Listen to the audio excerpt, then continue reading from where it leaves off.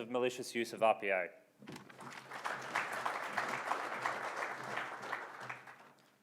Make sure I've got the time going. Well, you did hear Brendan say about the good, bad and ugly, and obviously, as you can tell with the title, we might be dipping into the ugly today, but it is an important topic, and it's something where if we learn enough about what happens maliciously, we can work towards making sure we prevent that and hopefully save lives in the future. So let's try out the clicker. As many of you know, when you're traveling down the road and you have your phone in your vehicle and it tells Google and then tells the rest of the world how busy that road is, it's feeding off that data and telling you what activity is in that area. The same type of thing is happening right now in this room. It's telling Google how many people are in this area. And a few months ago, there was an interesting scenario where a bunch of civilian traders wanted to make market moves against a large hedge fund called Citadel. And they were trying to manipulate or at least beat the market, and they needed information on this trader. So as you can tell, in Google, it said in their offices, which was in a tall skyscraper, there was quite a lot of activity at 2:30 a.m. at night. So in order to try and get a better look, of course, they were able to get someone local to go and send a drone up to the skyscraper, look through the videos, look through the windows, but then have at least 1,000 people on the other end of that live stream looking at those traders and then make their moves on the stock market, or at least determine what was happening in that area. So the level of intelligence, surveillance, reconnaissance we've seen from civilian operators with drones is quite amazing, and we've seen that, of course, within Ukraine. But look, today I want to touch on a few different things. Most of all, I want to show you that there are, of course, threats to drones and threats being posed by drones and how we can manage that. But then, of course, just some unique TDPs or some unique observations we're seeing. Just a bit of a knowledge transfer in terms of what is changing from the previous years and where we see the industry growing and changing. So we're going to look at some of those unique observations and then, again, some things we've seen in the countermeasures side. So first of all, we're all very well aware of drones and how they can operate indoors, outdoors. Of course, there are cybersecurity related concerns, as well as flying up close to aeroplanes and down near people. And the DroneSec team focuses on this. We're a team of fast jet pilots, military drone operators, cybersecurity professionals, and red team operators who have come together to try and look at solving these problems so we can propel innovation rather than worrying about those security concerns. Now, we capture a lot of the data with threat intelligence, and when I talk about threat intelligence, it's really alerting and monitoring those when something malicious happens from a malicious actor, where they're using drones or against drones in that type of manner. Some of you may know us from our threat intelligence that we release weekly, but of course, some of these statistics and trends are drawn from this. So first of all, let's dive into some RPAS threat intelligence we've seen. Why do we actually gather this information? Well, the first thing is what I said. We want to alert people to incidents, but we also want to gather enough data to hopefully make some predictions and forecasts where potential issues might be in certain areas. Of course, we want to make sure we can figure out how to do international friend or foe, how do drone detection systems maybe pick up what is a bad-looking drone versus a good-looking drone, and of course, have some risk-based decisions based on things that are happening in nearby geographic regions. Test and evaluation of drone detection systems, especially if they're going to be in areas where there are things like UTM, need to derive from intelligence. What are we seeing? Which threat actors are operating in our area? What are their budgets? What kind of equipment are they using? And what are their TTPs? And lastly, it does have to be a cyber-physical approach. So we can't just look at the malicious use of drones for dropping explosives. We have to look at where threat actors are thinking about exploits or vulnerabilities to target our friendly drones and drone systems against, say, population areas. So when we look at how we gather this information, as much data as we can about any kind of incident, it's not the ATSB style. We are looking at how a malicious incident occurs and the people behind it. And we want to make sure we're gathering data from a global perspective as much as a hyper-local and a local perspective, right? Because certain issues that occur in some countries drip feed through to others, and certain TDPs are learned from different areas and shared in terms of intelligence to other operators. And lastly, we want to fuse some of that data. So get open source intelligence about what is happening, carve that out with drone detection data, and of course some of the aviation authorities or different information that is coming to different sources. Put that into a central place. And what does this mean? Well, it means we can try to make those better decisions. It means incident investigations can look at past historical incidents in previous places and maybe link them if we've got data and intelligence on what happened. And lastly, we can track and measure success. If we implement a counter-UAS system in a certain area, Are we seeing a decrease in incidents? Are we seeing more seizures of drone systems, or are we seeing an increase in apprehension of those malicious operators? And so we can try and track and measure that. So let's look at some basic overall trends. I'm going to be brief on this section as I know we're going through time, but in terms of major incidents, we look at where these different areas are occurring. I realize that's too small for most of you, but the key thing here is that, of course, everyone thinks about prisons and narcotics. The key thing that we see, though, is borders. A huge amount of incidents are occurring across borders, whether they can be last mile or longer distances, the smuggling of weapons, narcotics, contraband, and so forth. We also have open areas where explosives are being dropped, residences, which are privacy issues, or drones dropping things into residential areas, and, of course, government facilities. We've seen a general upwards trend in terms of the number of incidents and how those major incidents occur around the world. And this is tracking the same type of data. We're just seeing more incidents occur and the brevity of those increasing as well. In terms of the types of major incidents, I'm sure the Skydio guys at the back will be happy that their name's not necessarily on that one. But the list does go on. There's thousands of different drone types and models, but of course we continue to see DJI models used in most of these drone incidents. I'm going to talk a little bit about the OTAL and how we're seeing that increase as well. In terms of the types of payloads, of course, we see narcotics still continues to be that major vector of payload dropping for different drones. Contraband, including mobiles, SIM cards, and currency, that type of thing next. Of course, explosives being carried, attached to the drones, or dropped by the drones. And then lastly, the actual transfer of weapons and ammunition, which is increasing with some of those heavy lift drones. So this is when we start to look at the law enforcement response to different incidents. We can track when drone incidents result in apprehension of the operator or seizure of the drone, and that's what we try to look at. Is that increasing or decreasing on a global scale? Of course, you can regionalize this to a certain area, but from a global perspective, we can see more drones are being seized, but of course those operators aren't being apprehended. Why that might be, we can help use some of that data to answer those questions. Maybe Counter-UAS is focusing on stopping the drone and the drone is collected, or maybe it's just the drone is so overloaded with contraband that it's a one-way drop. The contraband is valued more than the drone itself, and so the operator doesn't care about the cost of the drone. But apprehension may not necessarily be their priority. In some cases, it definitely is. So on a general kind of monthly basis, we see things like this. There might be sporting game interferences in the US. There might be weaponized IED drones used in Mexico. We might have narcotics smuggling or near-miss collisions up in Europe. There might, of course, be the use of drones by gangs to try and surveil on police and where those their locations might be. And if you were to drop down into, say, a European region, you might see some similar types of uses. Cross-border smuggling of weapons and contraband, and of course we see even a number of incidents occurring in Ukraine before the invasion began. So there's a variety of different incidents that happen, and of course if we collect enough data, we can start seeing what they look like. What does a typical drone with a dropping mechanism look like? What does it look like sitting in the back of a vehicle before they conduct their drop? What does it look like when they attach certain objects, and what do the successful ones look like versus the ones that get caught in trees or power lines or dangle it too low below the actual drone and it gets caught on a fence or a wire. Of course, the same kind of thing occurs for the types of technology we see on drones, such as remote trigger IED payloads, bottom left-hand corner, or the carrying of large ammunition caches and weapons by some of those drones in the Jammu Kashmir area. What does a drone look like when it's shot down, and how can we gather this data and maybe make it useful in different ways? So let's start with some unique observations. We just wanted to pull out some things that we saw that kind of made us go, these aren't usually common, or these are increasing in the amount of times we see them. The first thing is the black market sale of drone data that we're seeing. In this example, someone was trying to sell a DARPA military drone schematics. Whether it was real or not, they were trying to sell it for 18,000 USD on a forum that typically sells breached databases or user credentials.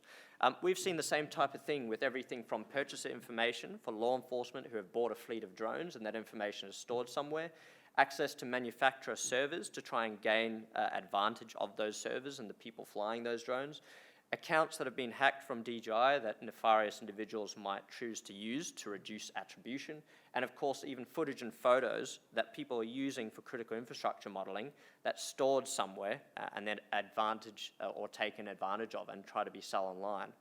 This is a shift that we've seen generally from the cybersecurity area. The same type of thing goes for the selling of black market drones, or at least the drones that are stolen. They steal them because it's much easier to use a stolen drone and harder to be tracked if it's not your drone. You didn't purchase it from the store yourself, and it doesn't have your account associated with it. This is something where we have seen stolen drones, or at least those types of second-hand drones, end up sometimes in terrorist supply chains. Where are they procuring drones from if they're getting them in countries where they're export controlled? Now, just to shift left for a second, this is something that the DroneSec team feels heavily a part of, because we had someone who was very close to us, had their drone fleet stolen, and we decided on one of our Friday projects just to whip something up. So we created a stolen drone info register, or at least page, and the key thing here was that people would be able to register and actually put their drone that was stolen into an area. And that then crawls through things like Facebook marketplaces, Craigslist, eBay, to look for those serials or unique details, and maybe finds that type of drone in some area where it's being resold. But it also means we can go one step further from simply submitting an incident. Your drone didn't just get stolen, it's now out there. We know the serial number is connected to a stolen drone, and purchasers can make a good decision before they go and do that. Lastly, it does make it easier for law enforcement to figure out if a drone that they have seized was involved in a prior stolen event. And of course, drone detection systems, where legally available or allowed to do, could potentially look for those serials in their data and determine if a drone approaching them is also stolen or has been previously stolen. So that's something that we've put together recently. It's just to the side of the observations, but we've got that detail there, and you can go and visit it if you like. But I'm going to continue because we're going through time. So threat actor movements. Something we see quite often is different threat actors that have unique TTPs moving through different areas. This group is called the Black Stork Gang, and they use heavy lift agricultural-based drones. They gut out the liquid dispenser section, and then they drop incendiary payloads, usually on Belarusian troops or Belarusian police. They're activists in this way. And we've seen them utilize this many times, whether it's fuel depots or on buildings and infrastructure. The key thing is they fly at night, they use these types of drones, they use social media to document these, and they have a huge following. In fact, most of their chat groups have people exchanging advice all the time. This is one section of a person who is telling them how to mask their operations, make sure they're not caught by drone detection systems, and of course at the end tries to connect them with Soldados de Franelas, the guys who organized the drone attack on Maduro, which was the Venezuelan president. So lots of networking going on in the darker side of things, which maybe mirrors what we're trying to do here, but in a good way. Now, when they ended up showing pictures and details that they were now in Ukraine and they were trying to fight against the Russians, this is something where we already know a lot of their tactics, techniques, and procedures. We know the types of drones they're going to use, and we know how they use them. We can then verify that this group has moved their operation from Belarus temporarily into Ukraine. And many times we will see that same type of thing with contraband smuggling and those operations and how they change and morph over time. When we had the protests down in Melbourne, and we've seen a lot of drone use within COVID-19 protests, but activism has gotten to the point where they can utilize them in different functions. We saw exact operational capabilities where protesters were looking at things like, for example, conducting flyovers, of course, which is quite standard to identify police positions. They were looking at distracting police with drones. They wanted to fly their drones into police drones, or at least asking others to do so. And of course, using drones as kinetic impact devices. And lastly, out the front of the CFMEU building, telling people, is there anyone with a drone to drop smoke grenades into the building vents? You might think that's quite, wishy-washy in terms of people chatting about it, but there were individuals with drones in that area, and this is in their chat groups where they're trying to ask others what to do. We're seeing some of those tactics translate to different areas like protests in Canada, South Africa, and different countries in Europe. Now, in terms of model adoption, we've seen a variety of drones being upticked in terms of, and we try to ask why. So the Autel drones is a really interesting one. We are seeing a huge uptake in them using them for different variety of malicious uses. We're not too sure why. It could be a huge mass release of these drones on the market. It could be a third-party dropping release mechanism, or it could just be that they're better at doing what they're trying to do with them at the moment, which is dropping explosive payloads, shuffling and ferrying contraband, or using them across borders. we're seeing increased use of heavy lift adoption. This changed from using Phantom 4s and some of those lighter drones to using some of the more serious drones. We're seeing better budgets of those adversaries, and in some cases, the adversaries who are being caught operating these drones have done up to 40 payload drops before at a single prison. In some cases, prisons have seen up to 15 drones at the exact same time trying to make these payload drops, or at least distracting the police, the prison officers. Now you can see that's a pretty ginormous payload, and I don't know about you, but I think any guard would be able to see that quite clearly. The point is, it reduces their ability, or at least improves their ability, from making 5 to 10 smaller payload drops with different drones and just use one drone on the go. Of course, we're seeing this a lot over borders in the Jammu and Kashmir area, but we've seen a change in tactics to just currency and narcotics to actually having IEDs and explosives, grenades and ammunition being contained in these packages. And we can start to look at what those look like, and a lot of times these are one-way missions. They don't really care about those drones coming back. In some cases, we're seeing different tactics emerge. Smaller drones with extended batteries doing extremely small runs. I'm talking 50 meters or less sometimes, which sounds ridiculous, but when you have a fence in the way and you want to use every last bit of power to simply get that package over the fence, they're launching them very close by. They're using local children in order to actually operate these drones, and they're getting that payload over to the other side. So just quickly on DIY and custom drones, because it's often a question, do you actually see this? And the answer is yes, we consistently see these types of DIY drones, and it doesn't always happen in conflict areas. So you can see a number of drones that are made from household crafting objects, pieces of wood, pieces of wiring. They're putting these together, whether they're fixed wing or multi-copter, and of course some of the payloads themselves can be 3D made or with pieces of plastic. In Myanmar, it's quite interesting, they obviously in this model, it's a Phantom 4, which is quite common. They're using some of the noise-reducing propellers, whether it works for them or not. But of course, the crafting items that they're creating are bottles, batteries, caltrops, and pieces of tape. These are all household items that they're making these payloads with. And lastly, in terms of the borders, we're seeing a huge number of drones that are being made to simply fly low, which have heavy payloads. In this case, up to 25 kgs of cigarettes that it was carrying in 2 of these boxes, and that's trying to go over that border. It was partially affected by Counter-UAS, and they found a night vision device attached to that drone. Continuing, again, Belarus, which is a huge area of activity that we see over to Lithuania and Poland and Ukraine and so forth. This specific drone flew at high altitude, and of course you can see the wooden propellers and the small kind of craft-made materials that was used to make it. So I'm just going to rush through. We've got some adversary innovation, and this one might make some of those laugh who are well-versed with photography, but of course there are chatter around how to avoid drone detection systems, especially those with optical recognition. In this case, they talked about putting zebra stripes on the drone to try and help deceive automatic exposure and make it not recognize the drone in the air. We've seen similar tactics with painting it white to try and match, say, the clouds, or blue to match the sky, but in any case, you've got to realize that adversaries are out there in forums and chat groups constantly trying to figure out how to defeat countermeasures that are out there and use drones for their malicious purposes. We're seeing an influx of phishing drones being used for narcotics and contraband drops. While these types of drones are built with payload releasing mechanisms, they're great at holding bait and making sure it doesn't move in a pendulum motion. And of course, the manufacturers have a bunch of tutorials on how to land your bait specifically on top of the fish. These guys obviously apply that to contraband in a way that they can drop into a prison wall. You can see in this example, the lights are duct taped over. Usually they'll remove them, smash them, or tape them over so that they can't see them at night. And this isn't just in Australia. We see this a fair amount in the US as well. In this case, the drone is rainproof, or at least weatherproof for that specific scenario, and it allows replays of bait dropping. So if you found your favorite place to drop bait for a fish, you can do the same to a specific prison, replaying that drop with this drone. And lastly, and I wasn't going to name the companies, and of course we heard previously from Celestial that something occurred to their drone light show, but drone light shows are becoming a target for adversaries. They are very much in places where there are multiple soft targets. They've got mass civilians around them. There's a lot of attention. They are an amazing, incredible scene. But the reality is that some of them do lack security, or some of them are just prone to being interfered with, whether it's RF or GPS.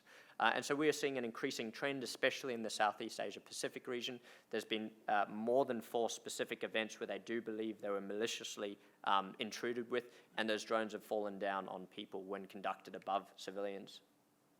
Lastly, I'm going to cover a small section on countermeasures to friendly drones, and I won't take too long so we can go for our next coffee. All of you are very familiar with counter-UAS. I'm sure you've got protocol manipulation, you've got kinetic systems, you've got kinetic such as shooting them out of the sky, you've got RF and GPS jamming, and then you have your passive systems such as geofences, and those are built into, say, the drone or different areas to stop drones going into those places. So counter-drone systems protect live assets, and in this case, there are still counter-drone systems out there that are live, protecting assets, but completely open to hackers or completely open to those on the internet who want to interdict them. Out of a bunch, roughly 20 counter-drone systems, 7 were found to be online, and you could disable them from protecting that live asset. These are systems that have been worked with some of the primes, and they're currently protecting assets that we want protected against malicious UAS. So if you can disable them via cyber security and then fly a drone, it presents a pretty big problem. We've seen this for quite some time. Counter-drone systems will always be targeted, whether it's from a modding community who wants to try and spoof and pretend there's a swarm of drones, or whether it's those that are trying to bypass these measures where these systems, such as the aeroscope, is installed in places to detect different types of drones. You have to realize there are threat actors out there whose mission it is to try and subvert these systems on an ongoing basis, and they're constantly talking about the approaches to try and bypass these systems. We have seen, whether it is a drone jamming system or not, the sale on black market forums of selling GPS and RF jammers to different individuals in the hopes that that person can bypass and stop friendly UAS. In Mexico, for example, cartel members proudly wear them in a way that shows they can try to stop different police UAS, as well as other cartel members when they do carry explosive IEDs. And of course, in Fiji, very recently actually, there was a case where a drug farming gang saw a police drone that was surveilling their area and managed to take it out of the sky, crashing at $20,000. But there have been multiple times where the sourcing or procurement of counter-drone systems has been stopped across borders where they're trying to get those systems into places where there is export control. So where there are countermeasures, there will also be countermeasures in those who try to use them. I've gone on long enough, and there should be more of these conclusion items, so I'll go through all of them. But first of all, threat actors are constantly targeting RPAS assets, whether it's from a cybersecurity perspective or it's using them maliciously. We all, and the entire DroneSec team who are avid drone flyers, want to see security built in to the point where we can't have issues, I guess, taking down the industry that we're trying to put up and innovate. And so they are cyber physical systems. We need to look at them from a cybersecurity perspective as much as what is happening on a physical perspective. And lastly, to help try to make decision-making processes, we can look at historical items, put those together and see how they can help future implications. And then lastly, for the counter-UAS side of things, test and evaluation needs to be derived from intel. So we have to be replicating threat actors who use drones in certain ways with certain flight profiles, certain equipment, certain budgets, and so forth. We can learn from those incidents, feed that into our training, and make sure we're prepped for that. So that's really it from me. I appreciate you coming to the talk, and of course you can enjoy the coffee for the next little break. So thank you.